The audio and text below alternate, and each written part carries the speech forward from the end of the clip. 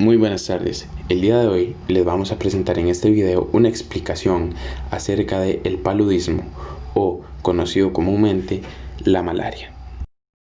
El paludismo es la enfermedad parasitaria más importante en el mundo y, con excepción de la tuberculosis, es la que más decesos provoca cada año. Esta enfermedad es producida por un protozoo del género Plasmodium. La característica que lo define en este subfilo es la compleja disposición de las estructuras apicales conocidas como rhoptrias y micronemas, las cuales participan en la entrada del parásito a su célula blanco y desaparecen en las etapas que no son invasivas. Se conocen aproximadamente 100 especies del género Plasmodium que infectan a mamíferos, aves y reptiles. Existen 4 formas de contagio. La número 1 es la transmisión por el vector. Esta se hace en condiciones naturales mediante la picadura de los mosquitos hembra del género Anopheles. También está la transmisión mediante transfusión sanguínea. Esto sucede cuando la sangre de los donantes presenta formas eritrocíticas de Plasmodium, aún con parasitemia baja. También está la transmisión congénita, que es poco frecuente y considerada casi excepcional. La transmisión por jeringas, como los drogadictos, con jeringas que tienen el resto de sangre infectado. El ciclo de vida posee 2 fases, una asexual, conocida como ciclo esquizogónico, que ocurre en el humano invadiendo el hígado y los glóbulos rojos, y una fase en el mosquito de género Anopheles llamada sexual, conocida como ciclo esporogónico. El ciclo de vida esquizogónico inicia con la picadura del mosquito hembra en un organismo sano. La fase preeritrocítica inicia cuando el vector inyecta esporozoitos a través de la piel. Estos viajan a través del torrente sanguíneo hasta llegar al hígado.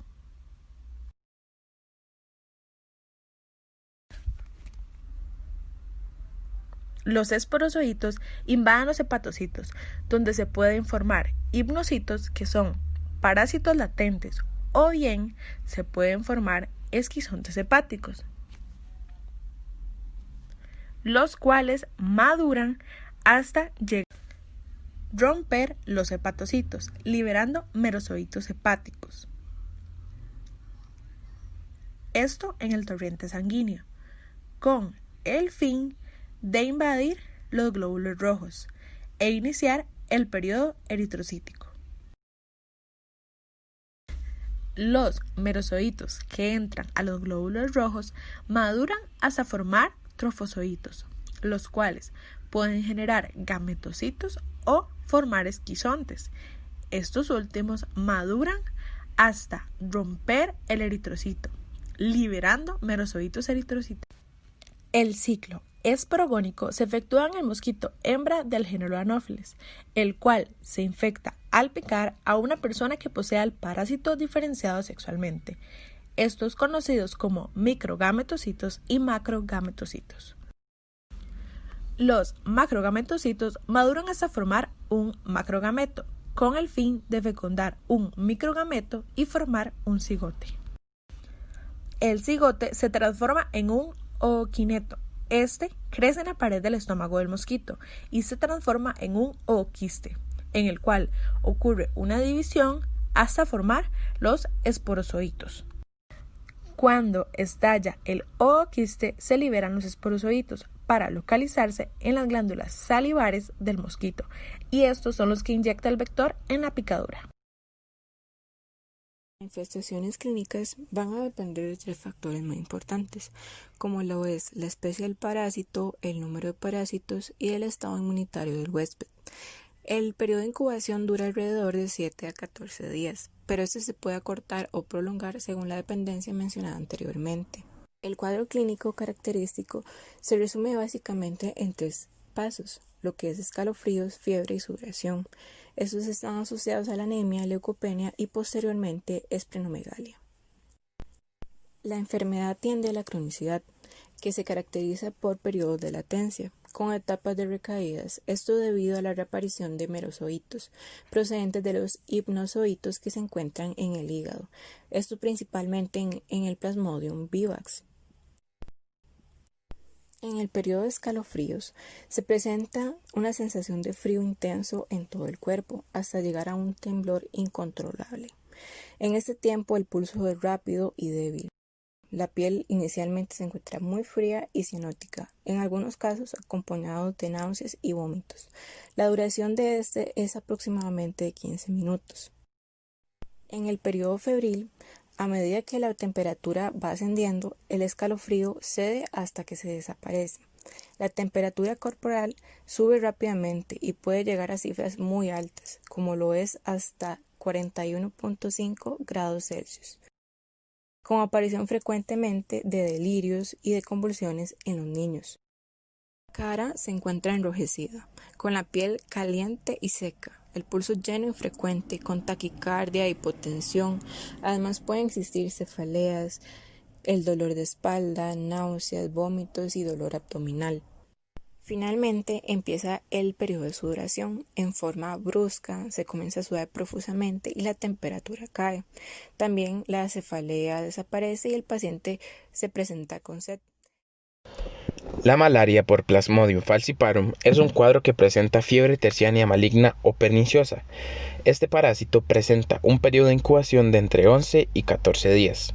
El cuadro clínico generalmente se caracteriza por fiebre, sudoración, se asocia con anemia, leucopenia y esplenomegalia. El cuadro puede llegar a la cronicidad en periodos de latencia y recaídas. En la infección aguda no complicada, se presenta fiebre alta y prolongada, que generalmente dura un periodo de 48 horas.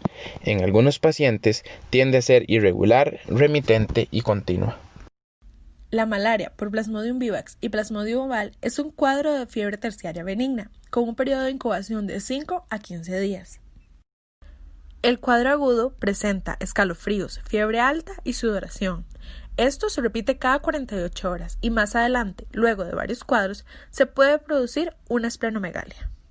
Esta infección tiene tendencia a la cronicidad. Luego de 2 a 4 semanas de presentarse el ataque agudo, se consideran ataques graves cuando hay ruptura esplénica, daño hepático, anemia severa o trombocitopenia. La malaria por Plasmodium malariae tiene un periodo de incubación que es más prolongado y puede pasarse de 4 semanas en algunos casos. Produce un cuadro denominado fiebre cuartana. Esto quiere decir que aparece cada 4 días la fiebre. La sintomatología de la fiebre cuartana es benigna y es menos frecuente que la terciana. En el Plasmodium malariae, los merozoitos atacan a los eritrocitos maduros. Los pródromos y ataques son similares a los del Plasmodium vivax y el oval, pero los paroxismos ocurren cada 72 horas, por esto la fiebre cada 4 días. Plasmodium falciparum, al ser como el tipo más peligroso, en el embarazo lleva a una alta mortalidad del feto y en algunos casos en la placenta hay secuestro y desarrollo de los parásitos con obstrucción de la microcirculación e interferencia de la nutrición del feto. La madre desarrolla con facilidad edema pulmonar agudo e hipoglicemia. En la malaria en el embarazo puede ocurrir muerte fetal o parto prematuro. Hay un sufrimiento fetal y mal desarrollo. En el diagnóstico, en caso sospechoso, se debe realizar la prueba de gota gruesa y además un frotis teñido con Giemsa. El diagnóstico definitivo se realiza por medio del examen microscópico de los frotis de sangre periférica, llamados gota gruesa y gota delgada. De gota gruesa son más sensibles ya que la sangre se encuentra más concentrada. Esto permite que haya un mayor volumen de sangre y pueda ser examinado. Los de gota delgada son más útiles para la malaria por Plasmodium falciparum. Esos aportan información sobre el grado de parasitemia, entre otras ventajas. La primera gota gruesa y el frotis da una prueba negativa, pero el paciente persiste con sintomatología sugestiva de la malaria, se debe repetir la gota gruesa cada 8 horas, al menos 3 veces. En los adultos se prescriben 2 tipos de medicamentos, la cloroquina y la primaquina. Para la cloroquina se debe completar una dosis total de 25 miligramos por kilogramo o una dosis de 25 miligramos por kilogramo dividido en 3 días. Para la primaquina, una dosis de 15 miligramos por día por 14 días y una dosis de 0,25 miligramos por kilogramo o una dosis de 30 miligramos por kilogramo por 7 días. En el caso de los niños, hay una división de edades. Para los menores de 6 meses, los primeros 3 días se debe de administrar 37.5 miligramos, que es equivalente a 4 tabletas de cloroquina. Luego, una dosis de 21 días hasta cumplir 6 meses de tratamiento. Cumplidos los 6 meses, se completa con primaquina, con 0.25 miligramos por kilogramo por 14 días. En las mujeres embarazadas se prescribe cloroquina, una dosis de 300 miligramos por semana durante todo el embarazo. Si la madre luego del parto no va a dar lactancia, debe recibir primaquina y cloroquina. La que sí da lactancia debe tomar 300 miligramos por semana durante todo el periodo de lactancia.